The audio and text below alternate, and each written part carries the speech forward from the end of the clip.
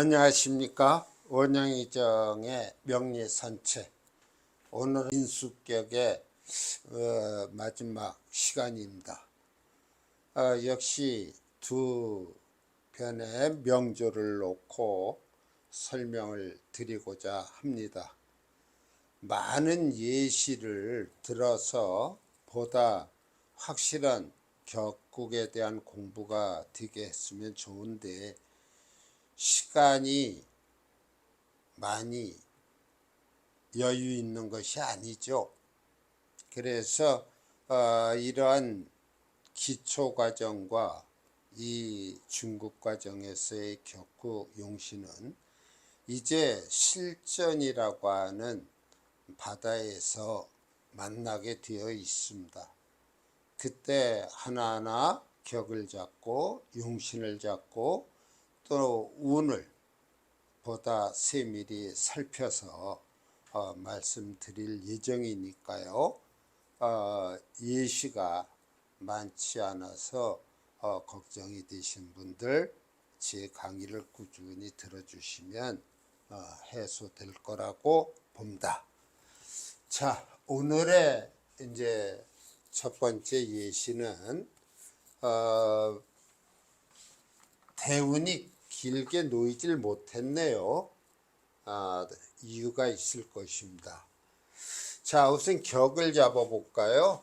을목이 해월에 태어났어요.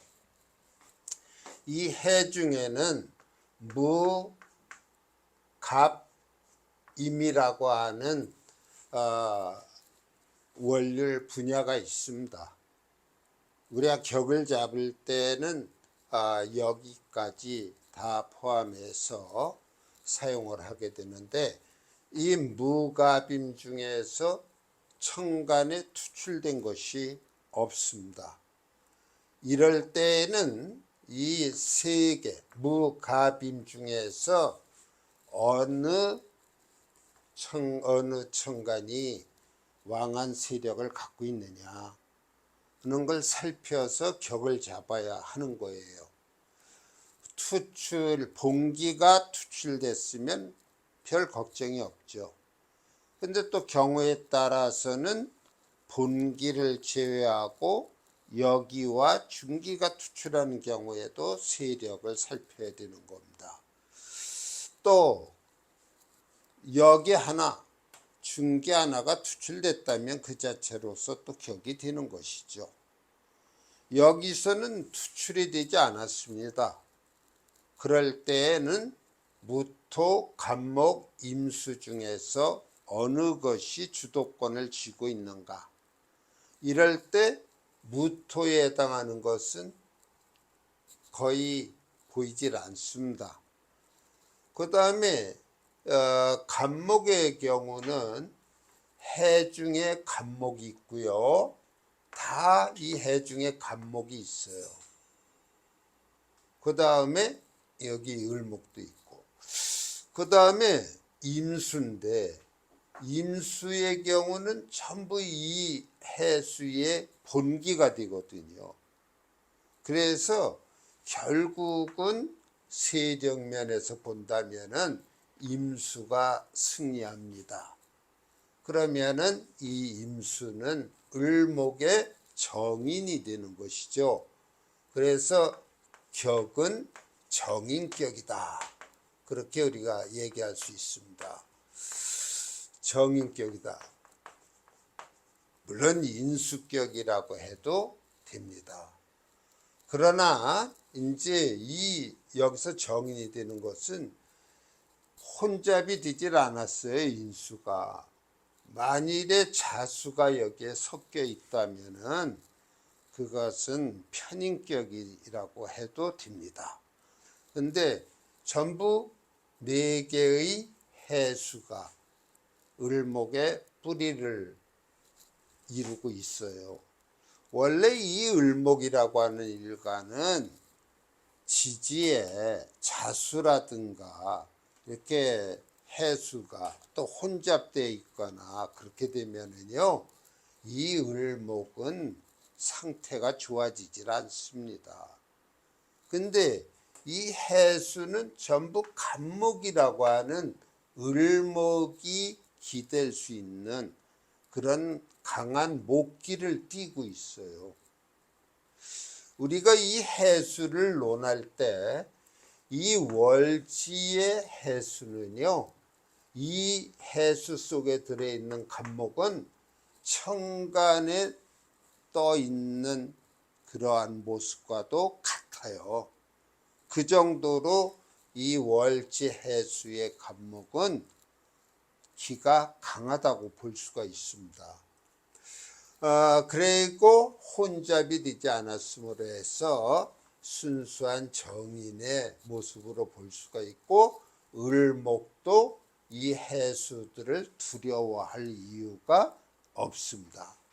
자수 같으면은 을목의 뿌리가 얼어붙는다든지 썩을 거예요. 그러나 이 해수는 아직 그렇게 한기가 강하게 느껴지는 그런 물이 아닙니다. 을목이 견딜 수 있어요. 그러다 보니까 이 을목은 어떤 세력을 갖게 됩니까?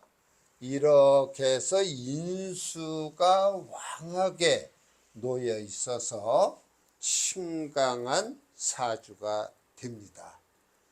이럴 때 여기서 이 신금이라고 하는 관을 용신으로 잡고 싶은 유혹이 생길 거예요.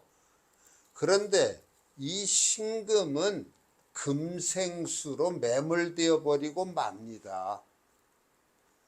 우리가 먼저 시간에도 말씀드린 것 같은데, 금이 수를 생하죠. 근데 수가 많으면은 이 신금은 가라앉습니다. 그걸 금생수이나 수다 금침이 된다.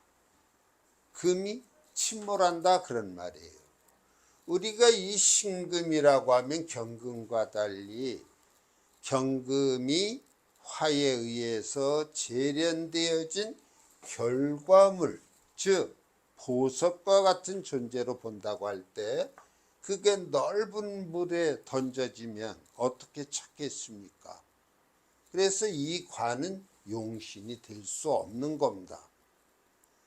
용신은 강할수록 좋습니다. 튼튼할수록 좋아요.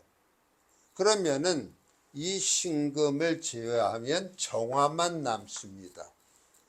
그러면은 정화가 용신이 되겠는데요. 왜? 목생화로 설기가 될 수가 있기 때문에. 그러면은 영간에 있는 정화냐, 시천간에 있는 정화냐, 이것도 구분할 필요가 있어요. 왜냐하면은 연주, 월주, 일주, 시주 기둥을 달리하고 있고 하기 때문에. 근데 조건도 똑같아요. 해수를 깔고 있어요. 이럴 때 똑같다면 시천간에 놓인 정화로서 용신을 잡는 것입니다. 왜냐하면 용신이라고 하는 것은 길게 가야 돼요. 연애 어렸을 때는 사실 어떤 운에 의해서 그 아기가 건강하고 약하고 그럴 수 있겠습니다만, 그건 부모 운을 따라가요. 어렸을 때는. 그러니까 어린 아기의 사주는 우리가 보지 않습니다. 다만 신생아의 경우 장명을 위해서, 이름을 짓기 위해서는 사주를 풀어봐야 하겠지요. 그래서 그 이름에다가 사주의 부족함이나 어떤 사주의 용신, 희신, 그것을 이름에 반영해서 짓게 되기 때문에, 신생아의 경우는 이름을 짓기 위해서라도 사주를 감명해 봅니다만, 그 어린이집이나 유치원이나 초등학교나 이런 다니는 학생들의 경우는 굳이 사주를 보아서 어떤 그 부모에게 편향된 생각을 갖게 한다든지 또 무조건 자녀를 그쪽 길로 가게 하려고 하는 그러한 것을 제공해서는 안 됩니다. 그래서 일단 우리가 그 사주를 볼 수 있는 연령을 얘기한다면 중고등학교 시절에 좀 부모 속을 썩인다든가 그 다음에 고등학교 3학년이 돼서 대학의 진로 문제를 상담코자 할 때에는 사주를 보아서 답을 드릴 수 있는 것이죠. 자, 우리가 이 시천간이라고 하는 거, 이것은 사실은 이 일간, 이 사주의 주인공이 추구하는 하나의 이상향을 의미할 수도 있습니다. 그러니까 이 을목이 추구하는 그러한 특성을 이 시천간은 얘기를 하고 있죠. 여기가 자손궁이 됩니다. 그러니까 나중에 자녀가 태어나도 이러한 방향으로 가주기를 바라는 뜻도 있고요. 내 자신이 인생 말미에 이르기까지 추구하는 정신의 세계가 되기도 합니다. 그래서 용신의 위치도 똑같지만 이왕이면은 시주 쪽에 용신이 놓이는 것, 그것이 길고 오래 간다. 또한 추구하는 세계를 다른 길로 가지 않고 추진하는 그러한 모습도 띠게 된다. 그래서 여기서는 정화가 용신인데요. 이 정화만으로 설기가 충분치 않아서 이 정화는 토까지 뽑을 수가 있는 것입니다. 그러나 이 해 중에 은연중에 다 간목들을 넣고 있어서 의 정화, 식신 이 자체로서 용신을 잡아서 우리가 생각하면 어떤 이야기를 떠올릴 수 있느냐 하면은 식신이 유기하면 식신이 유기하다는 얘기는 식신이 강하면, 다시 말하면 뿌리도 튼튼하고 건강하면, 유기하면 승재관이라 재관이 재관보다도 낫다, 좋다. 재관보다 그 작용력이 더 좋다는 것이죠. 자, 이렇게 이 사주와 용신만을 놓고 보면은 이런 얘기도 곁들일 수 있는 그런 사주인데, 대운의 흐름을 보니까 너무 짧아요. 그래서 왜 그런가 하고 살펴볼 때 우리는 용신을 염두에 둬야 합니다. 용신이 손상당하면 그 손상의 정도가 심하면 수명까지 잃게 되는 거예요. 우리가 용신이 이 격국 용신에서는 일간과 운을 견주는 것이 아니고 용신과 운을 견주는 것입니다. 이 용신을 운에서 생해주고 받쳐주면 그 사람의 삶은 길한 쪽으로 가게 돼요. 그러나 용신을 깨버린다면, 운에서 깨버린다면 그 사람은 사경을 헤맬 수도 있고 수명을 다할 수도 있습니다. 이 정화가 용신인데요. 아마 태어날 때 이 술 정도는 이 화의 고가 됩니다. 뭐 이때는 부모의 운에 따라서 태어나서 성장을 할 텐데요. 그 다음부터 보면은 이 유라고 하는 것이 별로 좋지 않습니다. 이게 을목의 관이 되는데요. 여기 월간에 떠 있는 신금이나 같은 성향을 갖고 있어요. 이 유금이 이 수를 감당할 수가 없습니다. 그야말로 수다 금침의 모습이 되어버리죠. 그 다음에 결정적으로 보는 게 이 신인데요. 이 신 속에는 경금과 임수가 있어요. 그래서 경금이 됐든 임수가 됐든 이 경금은 금생술에서 수기를 더 왕하게 해주고, 요게 이 임수라고 하는 것이 용신을 정임합으로 묶어버리는 현상이 올 수 있네요. 그러니까 이 용신이 더 뛰어갈 수 없는, 작동할 수 없는 그런 현상이 되어버리는 것이죠. 그래서 이 신운을 넘기지 못했다, 그렇게 생각할 수 있습니다.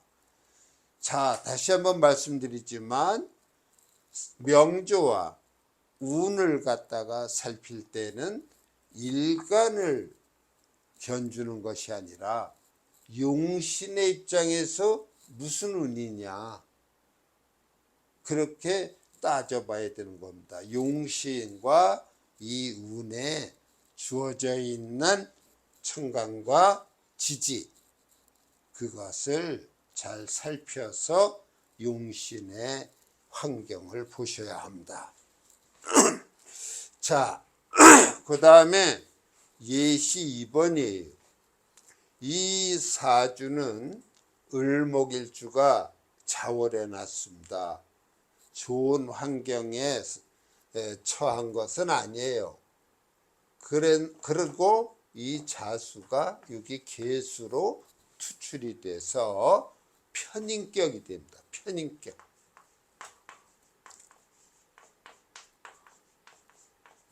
편인격입니다. 그런데 이 을목도 여기서 세력을 보니까요, 이렇게 강해요. 왜냐하면 여기 해자축 해서 수국, 방합의 국을 이루고 있지 않습니까? 태왕한 사주네요. 그리고 이 천상 설기시킬 수밖에 없습니다. 그래서 목생화로 가는데 이 화는 지지에 있는 술토를 생하게 되네요. 결국은 이 사주의 용신은 이 술이 됩니다. 그러니까 화토운이 좋다는 얘기예요. 그래서 용신은 화토다, 이렇게 볼 수 있어요. 토가, 재가 재성이 용신이 된다, 그런 얘기죠. 그러면은 운을 살필 때 우리가 이 용신과 시신을 기준으로 해서 운을 살핀다고 했어요. 이럴 때 이러한 금운은 좋을 리가 없습니다. 왜냐하면 수기를 더 왕하게 할 뿐만 아니라 병화나 술토의 길을 설기시켜 버리니까 이때는 그렇게 좋은 운이라고 볼 수가 없어요. 그 다음에 결국 이 사주에서 좋은 운이라고 한다면은 이런 화운, 토운이 동시에 놓여 있는 이런 운이 되겠지요. 근데 제가 여기다가 재인불해라고 써놨어요. 원래 재는 인수를 극하게 되어 있습니다. 그러니까 어떻게 보면 원수끼리 만났다고도 볼 수 있는 건데, 이 재와 인수가, 재가 인수를 극하지 않습니까? 그럼 여기에서 재도 강해요. 위에서 화의 생을 받죠. 옆에 요 축이라고 하는 것이 몰래 도움을 준다. 그러면은 일간의 이 세력 중에서 주가 되는 게 인수 아니겠습니까? 이 인수와 재의 세력이 나름대로 균형을 이루고 있다면 서로 못 건드려요. 다시 말하면 재극인이라고 하는 그러한 작용을 못한다. 설사 극을 하러 가도 인수는 어진 마음으로 포용력을 갖고 이 재를 동등하게 대할 수 있는 그런 힘을 가지고 있어요. 그래서 재와 인수가 불에 서로 장애가 되질 않는다. 걸림돌이 되질 않는다. 이런 재인불에 여기다 격자를 붙여서 재인불액격이다. 이렇게 얘기할 수 있어요. 이런 재인불액격은요, 굉장히 긍정적이죠. 이 원래 인수격이 되면은 재하고 거리를 두게 되는데, 인수격이면서 부자가 되기란 그리 쉽지 않아요. 그런데 재인불액격이 되면은 재를 많이 취할 수 있습니다. 다 감당할 수가 있어요. 운에서도 보면은 이 명조의 주인공은 초반은 고생을 했지만 인생 후반에서는 재와 명성을 얻은 그러한 사주라고 볼 수가 있습니다. 역시 명리학자의 한 분인 전재학 선생님의 사주입니다. 한때 역학자로서 역술가로서 명성을 떨쳤던 분이지요. 제가 이런 주로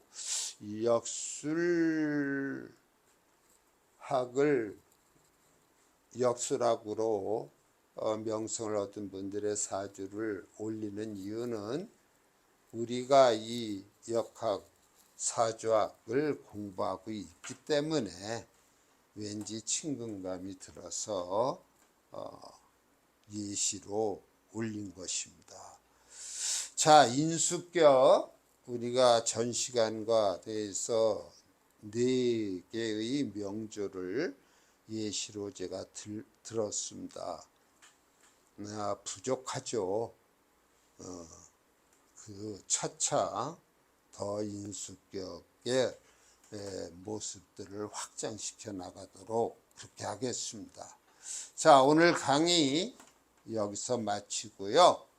다음 시간에는 이제 소위 비경격이라고 할 수 있는 걸록격, 또 겁재격이라고 할 수 있는 양인격, 거기에 대한 공부를 하면은 내격, 식정격에 대한 것은 다 어느 정도 격구용신면에서 공부가 되었다고 볼 수 있겠습니다. 이제 그것이 끝나면 특수격으로 들어가서 또 설명을 드릴 거고요. 하여튼 저희 이 원영이자의 명리 산책은 시간이 길 것입니다. 산책이라 그리 힘이 들 것 같지는 않아요.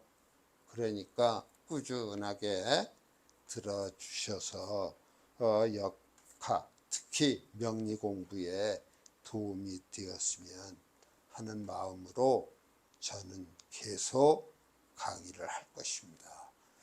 자, 강의 들어주셔서 고맙고요. 감사합니다.